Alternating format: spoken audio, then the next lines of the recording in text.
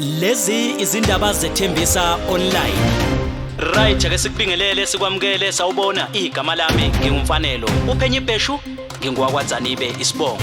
Sikwethulela izindaba konke okwenzekayo endaweni yaseThembisa, Ivory Park, Rabe Ridge nezindawo ezisungezile.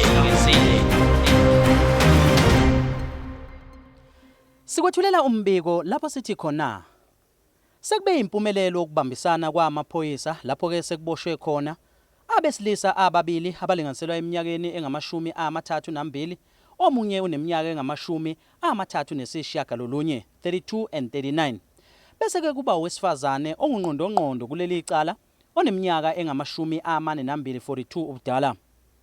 Kanti ke amaphoyisa abamisene kuboshweni kwalaba amaphoyisa wasekuruleni Crime Intelligence okuyiSAPS ebamisene ke nabo kabake iMPD Task Team Northern Region, iBlue Hawks okungonogada kanjalo neRSP.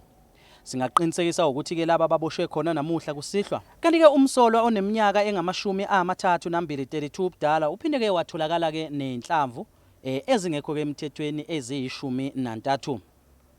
Lezi igilamkhuba ke zonke beyigila ke imkhuba lapho ke lona wesifazane ubefike kabize ke abanye abantu bethenjiswe ke lokho abasuke bethenjiswe kona, ikakhulukazi kusetshenziswa ke itekisi ebelihambela ke iAlexander lisuka lapha ke eThembisa.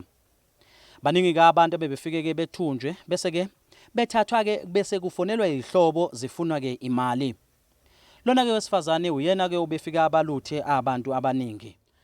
Kanti ke udaba lolu oluqhubeka njengalokho ke namaphoyisa kusalendeleke ukuba adedeleke istatimende. Laba basolwa bazovela ke enkantolo maduzane nje.